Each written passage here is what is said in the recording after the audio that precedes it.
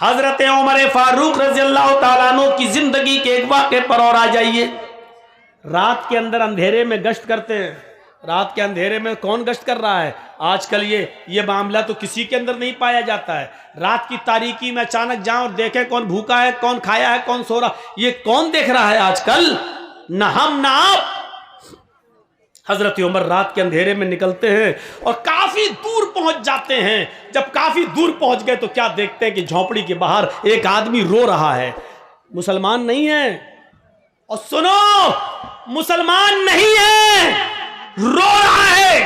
हजरत उमर उसके पास बैठ गए और उसको मालूम नहीं कि ये उमर है। ये भैया जिसको जाना हो जाओ यार, यहां बात क्यों कर रहे हो?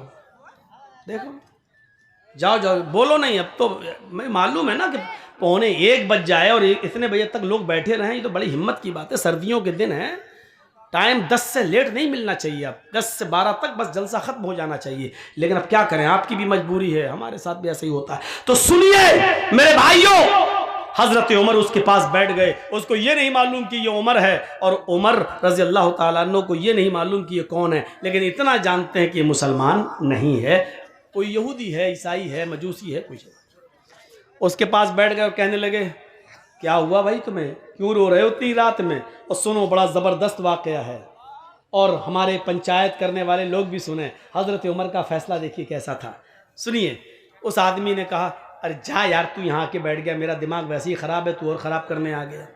होता है ना, एक आदमी को टेंशन हो और आप उससे बार बार पूछें क्या, तो गुस्से में झुंझला जाएगा वो, अब जा यार हट।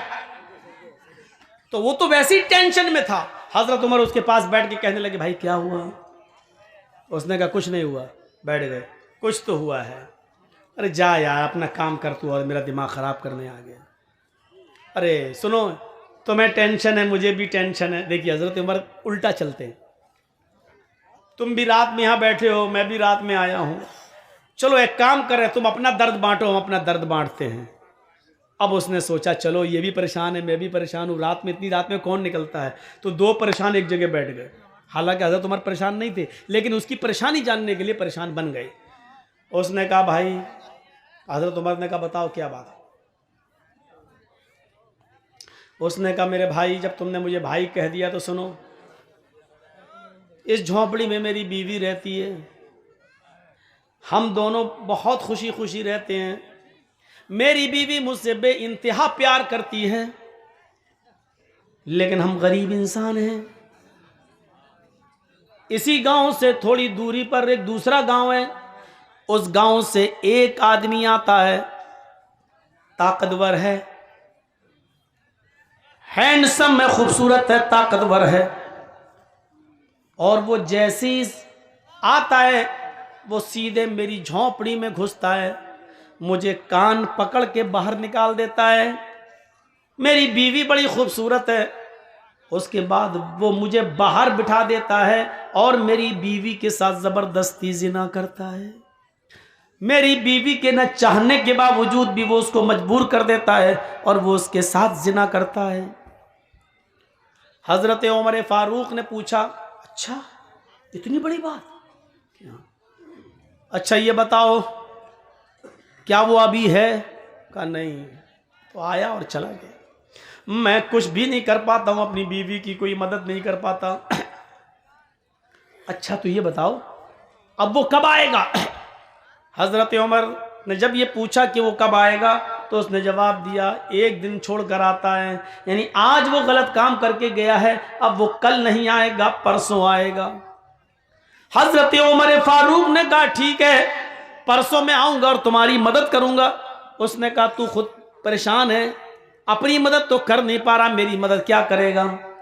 अरे जा यार, तू तो कह रहा था मैं परेशान हूं।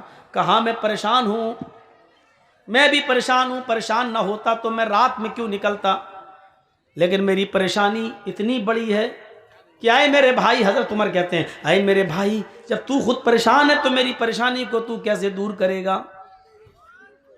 लेकिन मैं तेरी परसों मदद करूंगा। उसने कहा, अच्छा जाओ, ठीक है, कर लेना। वो सोचने लगा ऐसी तसल्ली देने वाले सभी आते हैं, ये भी तसल्ली दे रहा है। हजरत उमर ने जाते जाते उससे कह दिया, हाँ सुनो, परसों में आऊंगा, अपनी बीवी से कह देना खाना बनाकर तैयार रखे। कहने लगा अरे जा यार, खाने से इसका क्या ताल्लुक है, तू मदद करने आएगा कि खाना खाने आएगा।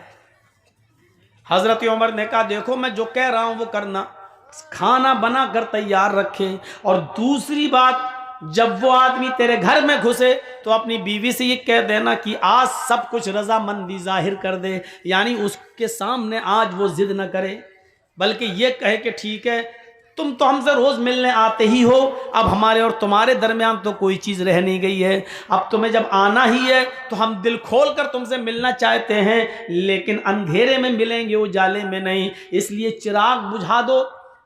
अच्छा नहीं लगता तुम्हारी बीवी ये बोले उससे कि मुझे अच्छा नहीं लगता जब तुम मुझसे हम बिस्तरी करते हो, जिना करते हो, तो मुझे अपने पति के अलावा दूसरे का चेहरा दिखता है तो फिर मैं सपोर्ट नहीं कर पाती हूं, अंधेरा रहेगा तो मैं तुम्हें सपोर्ट करूंगी। और ये कहकर वो चिराग बुझा दे, बकिया काम मैं संभाल लूंगा। अब वो सोचने लगा क्या ये संभालेगा अंधेरे में है? वो दुनिया भर की बातें सोचने लगा, लेकिन उसने सोचा चलो। हजरत उमर फारूक वक्त से पहले आ गए, दूसरे एक दिन छोड़कर दूसरे दिन देखा झोंपड़ी के बाहर वो आदमी टहल रहा है। हजरत उमर फारूक ने कहा ठीक है मैं आ गया हूं तुम्हारी मदद है।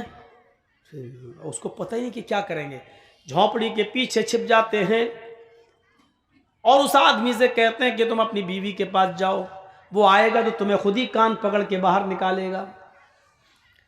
वो आदमी अपनी बीवी के पास चला जाता है, रात थोड़ी और अंधेरी होती है। हजरत उमर थोड़ी दूर से ये मंजर देख रहे हैं।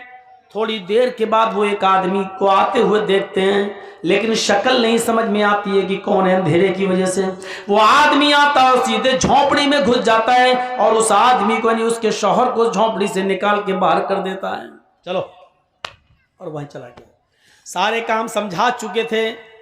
बीवी बोली ठीक है भाई, अब तुम तो आते ही हो हमारे पास, अब जिद करने से क्या फ़ायदा, हमें भी कोई फ़ायदा मिलेगा नहीं, हम भी ज़िंदगी के मज़े लेना चाहते हैं। एक काम करो, जब तुम हमारे साथ मिलते हो रोशनी में, तुम्हारा चेहरा जब आता है तो पति की जगह जब मैं तुम्हें देखती हूँ तो मैं डर जाती हूँ। एक काम करो, चिराग बुझा दो और उसके बाद हमसे मिलो, फिर देखो हम तुम्हें कितना खुश करते हैं। उसने कहा चलो, अब अपने आप ही तैयार हो गई है। चिराग बुझा दिया। जैसे ही चिराग बुझता है, हज़रत उमर फारूक ज़्यादा लेट नहीं होते हैं, क्योंकि अगर लेट होंगे तो कहीं जिनाकारी ना हो जाए, उसको भी बचाना है, इसकी बीवी को उस जिना से बचाना है। जैसे ही चिराग बुझता है, हज़रत उमर झोंपड़ी के अंदर घुस जाते हैं।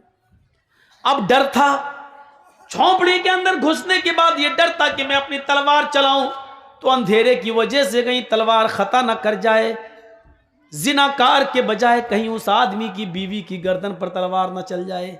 इसलिए उस आवाज की तरफ जाना था जो मर्द की आवाज हो। हजरत उमर ने कहा कौन? वो समझा कि इसका शौहर आ गया, वो समझा कि इसका शौहर आ गया। अभी तो चिराग बुझा, अभी तो कुछ हुआ ही नहीं, तू अंदर घुस गया। हजरत उमर ने फौरन उस आवाज की तरफ लपके, समझ गए कि आवाज कहां से आ रही है। फौरन लपके और उसके बड़े बड़े बाल जो थे, जैसे ही उसको उसके सर को पकड़ा तो उसके बड़े बड़े बाल हजरत उमर फारूक के हाथ में आ गए। अब बड़े बाल से फिर शक में पड़ गए, कहीं ये उस औरत के बाल तो नहीं है, क्योंकि आदमी के भी बाल बड़े थे। तो अब ये डर पैदा हुआ कि कहीं ये बाल मरोड़ा उसको, अब उसकी मुंह से फिर निकलवाना चाह रहे हैं कुछ बात। उसने कहा अबे क्या कर रहा, अबे क्या कर। समझ गए कि ये मर्द ही है, आदमी ही है। हजरत उमर फारूक ने फौरन तलवार उसकी गर्दन के ऊपर चला दी और उसको कत्ल कर दिया। गर्दन एक तरफ पड़ी हुई है और धड़ एक तरफ पड़ा हुआ है। और जल्दी कहा मेरी बहन जल्दी से चिराग जलाओ। चिराग जलाया। चिराग जैसी ही जला, रोशनी हुई, गर्दन एक तरफ देखी, धड़ एक तरफ देखा, नजरें आसमान पे डालते हजरत उमर और कहते हैं अल्हम्दुलिल्लाहि रब्बिल आलमीन। मेरी बहन खाना बना कर रखा था कि नहीं? उसने कहा जी भाई खाना है। फरमाया जल्दी लाओ। खाना दस्तरखान पर लग जाता है। उस आदमी की खोपड़ी पड़ी हुई है, खून पड़ा हुआ है, और वहीं पर बैठकर हजरत उमर पेट भर के खाना खाते हैं, पेट भर के खाना खाते हैं। वो आदमी बार बार देख रहा है लाश के पास बैठ के खाना खा रहा है। और जब खाना खा चुके तो चलने लगे। उस आदमी ने पीछे से पकड़ा, भैया कहाँ जा रहे हो? कहा जा रहा हूं अपने घर। ये लाश? कहा लाश क्या, उसका तो काम हो गया। कहा अगर इस मुल्क के अमीरुल मोमिनीन को, उमर फारूक को अगर पता चला और सुबह चर्चा हुआ कि इस घर में लाश निकली, तो कहीं ऐसा न हो कि इसके कत्ल के इल्जाम में मेरी गर्दन उड़वा दें। तुम उमर का इंसाफ नहीं जानते हो। हजरत उमर मुस्कुराते हैं और कहते हैं तुम्हें डरने की जरूरत नहीं है। कल सुबह मेरे ही दरबार खिलाफत से कुछ लोग आएंगे, अभी आएंगे थोड़ी देर के बाद, और इसकी डेड बॉडी को उठाकर ले जाएंगे। उसको सीने हीने के बाद जाकर कब्र में दफन कर देंगे। तुम्हें कुछ करने की जरूरत नहीं है। हैं भैया तुम हो कौन? कहा मैं ही अमीरुल मोमिनीन हूं, मैं उमर हूं। और मैं उस दिन तुम्हारी दास्तान सुनने के बाद बहुत परेशान हुआ। बस ठीक है मैं जा रहा हूं। उसने कहा अमीरुल मोमिनीन 2-3 सवालों के क्या आप मुझे जवाब देना पसंद करेंगे? फरमाया बताओ क्या है, बताओ क्या है। उसने कहा अमीरुल मोमिनीन इतना बताइए कि आपने खाना बनाने के लिए क्यों कहा था परसों कि खाना बनाकर तैयार रखना, इस कत्ल से खाने का क्या ताल्लुक था? अमीरुल मोमिनीन चिराग बुझाने के लिए आपने क्यों कहा था? क्योंकि अंधेरे में तो डरता कि कहीं तलवार मेरी बीवी की गर्दन पे न चल जाए। रोशनी में तो आप कत्ल और अच्छा कर सकते थे, लेकिन आपने रोशनी के बजाय अंधेरे में कत्ल करना गवारा किया है। आपने अंधेरा क्यों पसंद किया है? जबकि रोशनी में आप किसी को अच्छी तरीके से मार सकते थे, लेकिन रोशनी के बजाय आपने अंधेरे में कत्ल किया। और जब आपने लाश देखी तो किसी के मरने के बाद इन्ना लिल्ला पढ़ा जाता है, लेकिन मैंने आपकी जबान से सुना है कि आपने इन्ना लिल्ला के बजाय जब लाश देखी तो अल्हम्दुलिल्लाह रब्बिल आलमीन पढ़ा है। ये उल्टी उल्टी दुआएं आपने कब से सीखी हो, पढ़ी? उसने हजरत उमर का जवाब सुनो, क्या जवाब था। हजरत उमर फरमाते हैं आए मेरे भाई, जब तूने मुझे अपनी दास्तान सुनाई और तूने कहा कि मैं भूखा हूं, खाना नहीं खाता, इसलिए कि मैं अपनी बीवी की मदद नहीं कर सकता, जब तक मैं अपनी बीवी को जुल्म से बचा न लूं मैं खाना नहीं खाऊंगा। जब तूने मुझसे ये बात कही तो उस वक्त मैंने दिल में सोचा उमर तू कितना बदनसीब है, तू कितना मतलब परस्त है। तेरे खिलाफत के जमाने में, तेरे दरबार खिलाफत में, तेरे दौर खिलाफत में एक गरीब आदमी की बीवी के ऊपर जुल्म हो रहा है और तू बिस्तर पर चादर ओढ़ के सोता रहता है। कल कयामत के दिन तुझे जवाब देना होगा। आए मेरे गरीब भाई, जब तूने मुझे ये बताया कि एक आदमी आता है और मेरी बीवी से जिना करता है, तो मैंने परसों ही आहद कर लिया था कि उमर उस वक्त तक खाने का एक लुकमा नहीं खाएगा, अपने हलक के नीचे नहीं लाएगा, जब तक कि उस आदमी को कत्ल नहीं कर देगा, और उस आदमी की परेशानी से मैं तुझे नजात नहीं दिला दूंगा, तब तक मैं नहीं खाऊंगा। मैं परसों से अब तक भूखा था, सिर्फ पानी पी रहा था या एक आध खजूर खा लेता था, लेकिन खाने का एक लुकमा भी मैंने नहीं खाया, क्योंकि मैं तेरी मदद करना चाहता था। इसलिए मैंने कहा था कि खाना बना कर रखना। आज इस आदमी के सामने मैंने खाया खाना, इसलिए कि मैं 2 दिन से भूखा था और आज मैंने पेट भर के खाना खाया। अच्छा ठीक है, लेकिन अंधेरे में कत्ल क्यों किया? कहा जब तूने मुझे बताया एक आदमी आता है, हट्टा खट्टा है, हैंडसम है, तंदुरुस्त है, और वो मेरी बीवी से जिना करता है, तो मेरे दिल में ये ख्याल आया, अरे उमर हट्टा खट्टा नौजवान कोई आता और उसकी बीवी से जिना करता है, उसको मालूम है कि उमर की हुकूमत है और उमर बहुत जबरदस्त इंसाफ करते हैं, इसके बावजूद उसको डर नहीं, कहीं ऐसा तो नहीं कि वो उमर का बेटा हो या उमर का भतीजा हो या उमर का कोई रिश्तेदार हो। मैंने ये सोचा इतना गंदा काम इतनी बहादुरी के साथ रात के अंधेरे में अगर कोई कर रहा है तो उसका उमर के रिश्तेदारी से कोई ताल्लुक तो नहीं है। इसलिए मैंने कहा चिराग बुझा देना, क्योंकि जब मुझे डर पैदा हुआ कि वो मेरा बेटा भी हो सकता है, मेरा भतीजा भी हो सकता है, मेरा रिश्तेदार भी हो सकता है, मैं छिप गया और मैं अल्लाह से ये दुआ करता था कि अल्लाह इस काम में मेरा बेटा शामिल ना हो, आए अल्लाह इस काम में मेरा भतीजा या मेरा कोई रिश्तेदार शामिल ना हो, क्योंकि आज जो भी होगा उसकी गर्दन उड़ाई जाएगी, आज जो भी होगा उसकी गर्दन कटेगी। आए अल्लाह मुझे शर्म से बचा ले, मेरे और मेरे खानदान का नाम गिरना नहीं चाहिए। मैं परसों से ही दुआ कर रहा था, जब वो आदमी झोंपड़ी के अंदर घुसा उस वक्त तक मुझे लगा कि ये मेरा ही कोई रिश्तेदार है। उसकी चाल, उसकी कद्दो कामत मुझे बतला रही थी, उसका निडर तरीके से बेबाकी के साथ आना और झोंपड़ी में बेखौफ घुस जाना, ये मुझे बतला रहा था कि वो मेरा कोई रिश्तेदार ही है। जब वो अंदर घुसा और तुम्हारी बीवी ने उसको अपनी बातों में लपेटा और चिराग बुझ गया, तो मैं अंदर गया और चिराग बुझाने के लिए, मैंने ही परसों कहा था तुमसे, लेकिन चिराग जब बुझ गया मैं अंदर गया।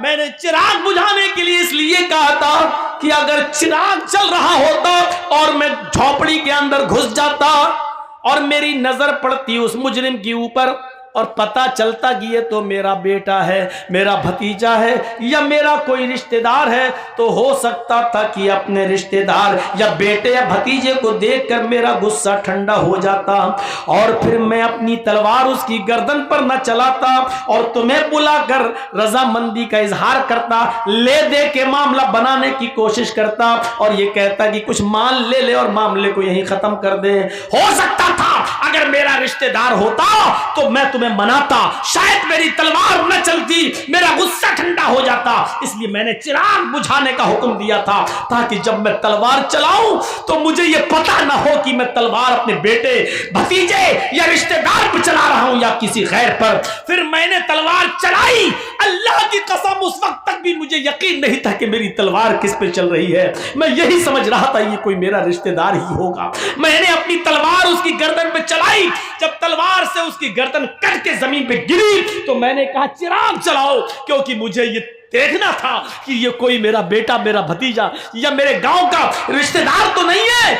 जब चिराग तुम्हारी बीवी ने जलाया और जब मैंने उसकी शक्ल देखी तो आसमान पर नजरें डाली, मैंने अल्लाह का शुक्र अदा किया, अल्हम्दुलिल्लाह रब्बिल आलमीन। आए अल्लाह, जिस आदमी को मैंने कत्ल किया और जो आदमी जिना करने आता था इसकी बीवी से, न वो मेरा बेटा है, न मेरा भतीजा है, न वो कोई मेरा रिश्तेदार है। ये काम भी एक यहूदी ही कर रहा था, यहूदी की बीवी के साथ। मरने वाले में कोई मुसलमान नहीं है, कोई रिश्तेदार नहीं है। इस पर मैंने अल्लाह ताला का शुक्र अदा किया और इसलिए मैंने अल्हम्दुलिल्लाह कहा, इन्ना लिल्लाह नहीं कहा। तो मेरे भाइयों, इस तरीके से अदल और इंसाफ करते थे। चूंकि उसकी बीवी मजबूर थी, वो जिना नहीं करवाना चाहती थी, सिर्फ आदमी की गलती थी, इसलिए हजरत उमर ने आदमी को कत्ल किया, मर्द को कत्ल किया और उसकी बीवी को उसके जुल्म से आजाद करा दिया। तो इंसाफ ये होना चाहिए और इंसाफ का तकाजा भी यही कहता है कि अदल अदल है और अदल के साथ समझौता नहीं होना चाहिए। आदमी, चार आदमी इधर से बैठे, चार आदमी इधर से बैठे, अब रिश्तेदारी का मुंह देखा जा रहा है। ऐसी बात कि सांप भी मर जाए और लाठी भी न टूटे। मौलाना साहब ऐसा रास्ता निकालिए बीच वाला कि काम बन जाए। नहीं, इस्लाम की दृष्टि में ये नहीं, जुर्म को जुर्म कहो, इंसाफ और अमन को अमन कहो, अदल को अदल कहो, सच को सच कहो और झूठ को झूठ कहो। यही इस्लाम सिखाता है, यही इस्लाम की दावत है और यही इस्लाम कहता है कि वो कोई भी हो और किसी भी धर्म का मानने वाला हो, इंसानियत का दामन आपके हाथ से नहीं छूटना चाहिए, अदल होना चाहिए, इंसाफ होना चाहिए। और यही सब मजहब की तालीम है, सारे धर्म की यही तालीम है। मेरे भाइयों, इस्लाम चूंकि सब धर्मों से में आला है, अफजल है, इसलिए इस्लाम ने सबसे ज्यादा इंसानियत को फरोग दिया है। इंसानियत को यहां तक कहा है कि अगर किसी औरत के पेट में नाजायज बच्चा भी है, अगर कॉलेज में पढ़ते हैं लड़का और लड़की, स्टूडेंट हैं और लड़का और लड़की से गलती हो गई और दोनों किसी होटल में या किसी प्राइवेट रूम में जाकर मुंह काला कर लिए और हजार आलाते मने हमल इस्तेमाल करने के बावजूद, टेबलेट्स वगैरह और जिन चीज़ों से हमल नहीं रुकता है, हमल नहीं ठहरता है, उन चीज़ों को इस्तेमाल करने के बावजूद भी लड़की अगर गर्भवती हो गई, हामिला हो गई, मसलन उसने टेबलेट खाई, काम नहीं की फिर भी हामिला हो गई। ये आजकल बहुत सी ऐसी चीज़ें चलने लगी हैं जिसको अगर अपने पेनिस वगैरह पे पहन लिया जाए और उसके बाद हम बिस्तरी की जाए तो उसके बाद हमल नहीं ठहरता है। लेकिन कभी कभी ऐसा होता है कि इसके बावजूद भी हमल ठहर जाता है, वो चीज़ कभी फट जाती है और किसी न किसी तरीके से अल्लाह को जब कोई दिन दिखाना होते हैं तो किसी न किसी तरीके से हमल बाकी रह जाता है। तो अब इस्लाम क्या कहता है? इंसानियत का सबसे बड़ा अलमबरदार मजहब ये कहता है कि उस लड़के और लड़की को सजा तो दी जाएगी, उन्होंने जुर्म किया है उनको सजा तो मिलेगी, लेकिन लड़की के पेट में अगर हमल है तो लड़के को पहले सजा दे दो, लेकिन लड़की को उतने दिन के लिए मुलतवी कर दो जब तक कि उसके पेट का बच्चा बाहर ना आ जाए। अगर पेट का बच्चा उस औरत का या लड़की का दूध पीता है तो उसके बाद भी उसकी सजा को अभी मुलतवी कर दो जब तक कि वो बच्चा रोटी न खाने लगे और दूध पी रहा है, और जब दूध छोड़ दे और रोटी खाने लगे तब उस औरत को मारा जाएगा, कत्ल किया जाएगा। लेकिन हाँ, इतना याद रखिए, अगर शादी से पहले ये जुर्म लड़की ने किया है, शादी से पहले, तो 100 कोड़े उस लड़की को मारे जाएंगे। लेकिन आपको डर है कि 100 कोड़े मारेंगे लड़की मर जाएगी, और लड़की जब मरेगी तो पेट का बच्चा भी मर जाएगा, तो फिर 100 कोड़े भी छोड़ दिए जाएंगे, अभी नहीं मारा जाएगा जब तक कि उस लड़की के पेट से वो बच्चा पैदा ना हो जाए। इस्लाम ये कहता है कि गलती लड़के ने की है, लड़की ने की है, पेट में पलने वाले उस मासूम बच्चे का कसूर नहीं है, लिहाजा उसको इस दुनिया में आने का हक है, उसको इस दुनिया में जीने का हक है, उसको इस दुनिया में पनपने का हक है, उसको इस दुनिया में आंखें खोलकर पैदा होने का हक है और नमाज पढ़ने का हक है, रोजा रखने का हक है। अगरचे उसका बाप नाजायज है, उसकी मां नाजायज है, लेकिन जब वो बच्चा बाहर पैदा होगा तो उसकी नमाज जायज मानी जाएगी, उसके रोजे जायज माने जाएंगे, और वो जब शादी करेगा तो उसका निकाह जायज माना जाएगा। मेरे भाइयों, ये इस्लाम किसी मासूम को सजा नहीं देता है, किसी ऐसे शख्स को जिसका कोई कसूर ही ना हो उसको सजा नहीं देता है। ये हमें और आपको इंसाफ से काम लेना चाहिए। मेरी घड़ी में 1:05 हो चुके हैं। मैंने कहा था कि मैं कुछ मंत्र भी पढ़ूंगा, लेकिन चलिए कोई बात नहीं, होता है, फिर कभी सुन लीजिएगा मंत्र वगैरह। आजकल इन चीज़ों से बचिए, इस्लाम के अंदर पूरे के पूरे दाखिल होइए, कुरान और हदीस पर अमल कीजिए। और मंत्रों को पढ़ना मैंने मेरे भाइयों इसलिए भी छोड़ रखा है ज़्यादा, क्योंकि अब हमारे ऊपर केस ज़्यादा होने लगे हैं। हम बोलते हैं बंगाल में केस यूपी में हो रहे हैं,